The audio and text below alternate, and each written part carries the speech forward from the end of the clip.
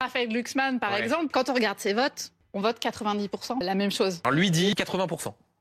90%, j'ai vérifié. On a des votes qui sont très proches. Vous l'appelez ce soir à vous rejoindre? Vous pourriez lui laisser une place sur la liste? S'il veut être efficace demain au Parlement européen, puisqu'il ne l'est aujourd'hui, oui, il ferait mieux de siéger au groupe Renew. Vous continuez à défendre l'Europe?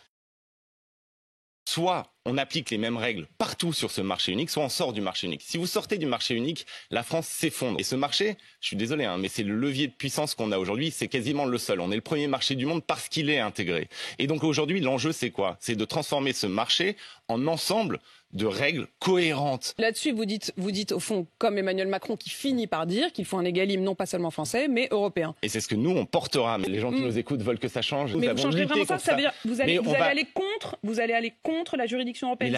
Les droits de douane avec l'Ukraine. L'Union européenne a décidé d'une mesure exceptionnelle, baisser les droits de douane entre l'Ukraine et l'Union européenne par solidarité avec le peuple ukrainien. Est-ce que vous continuez ça? Est-ce que vous estimez qu'il faut continuer à maintenir ces droits de douane bas? Il faut continuer à maintenir ces droits de douane bas parce que on parle... Attendez, parce que Raphaël Glucksmann, là, pour moi, il y a une contradiction. On précise les choses pour que les gens comprennent. Par contre, on peut faire une exception sur l'Ukraine. Et si... Donc on peut faire rentrer du mauvais miel parce que c'est du miel ukrainien. Non. Je vais vous reposer la question sur le poulet, parce que sur le poulet, c'est pas tout à fait comme sur le miel. On a des chiffres. On a baissé de manière exceptionnelle les droits de douane. Raphaël Glucksmann, il faut quand même être précis sur ce dont on parle. Je le disais, la moitié du poulet qui est consommé en France vient désormais d'Ukraine. Il vient de méga factories de poulet. Il vient en réalité d'un homme qui est le patron de 99% de la production du poulet. Et vous savez où est-ce qu'elle est, son entreprise?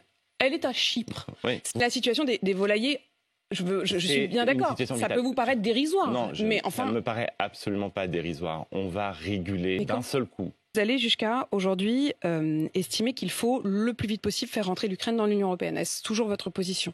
Je pense qu'il faut faire rentrer l'Ukraine dans l'Union européenne. Et nous, le Danemark, avons décidé de transférer all our artillery, toute notre artillerie et toutes nos munitions à l'Ukraine.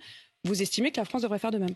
Ce que j'estime, c'est que la France devrait aujourd'hui passer en mode économie de guerre sur la production. On devrait passer des contrats à long terme avec nos industriels, ce qui n'est toujours pas fait. On devrait aller écouter le président tchèque qui dit qu'il y a 800 000 obus disponibles sur le marché international et que donc on pourrait les acheter en commun à l'échelle européenne et les envoyer en Ukraine.